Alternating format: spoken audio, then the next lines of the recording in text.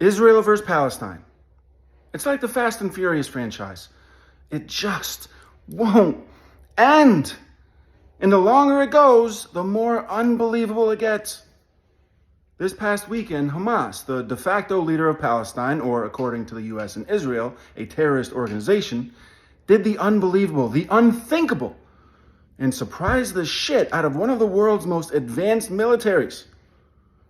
They broke down part of the border fence of the Gaza Strip and then entered Israel and lived up to their designation as a terrorist organization and killed and kidnapped hundreds of civilians.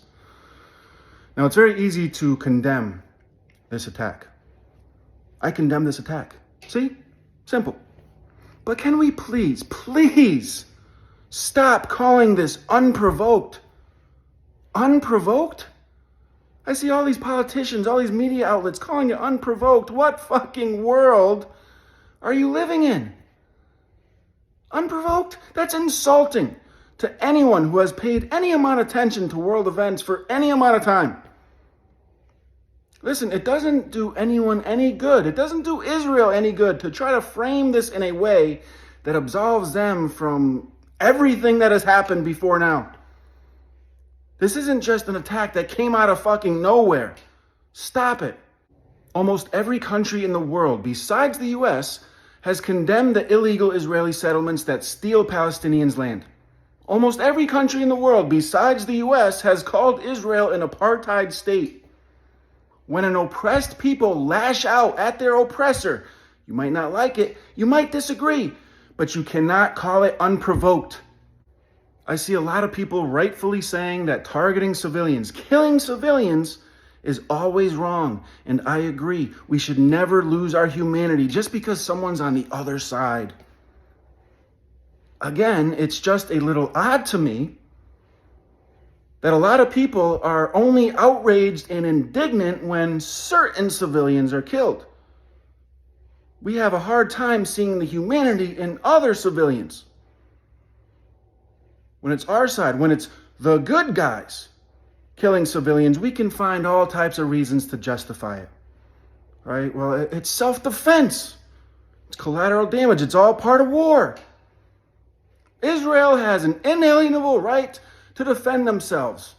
Okay. Don't Palestinians? Who gets that right? And you can say, well, this attack was not self-defense. Okay, I would agree. But is cutting off electricity and water to an entire country self-defense?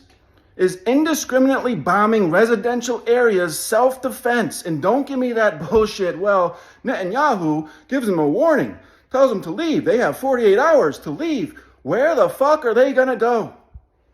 There's a blockade. They are trapped. They cannot get out. That is not self-defense. That's revenge. And while revenge looks real cool in the movies, it doesn't actually do anyone any good, and it certainly doesn't lead to peace. And I hear a lot of people say, well, I understand that Palestinians are oppressed, but can't they peacefully protest for their rights? They do. All the time. They peacefully protest and march and demonstrate, and they're beaten and killed for it. Just going by the numbers, Israel kills 10 times as many civilians as Palestine. Is it always wrong or not? I just want to know. Until Palestinians' lives matter as much as Israelis, and until the occupation is over, I don't see the violence ending anytime soon. And unfortunately, I truly believe that's exactly how the leaders of both sides want it, to the detriment of civilians everywhere.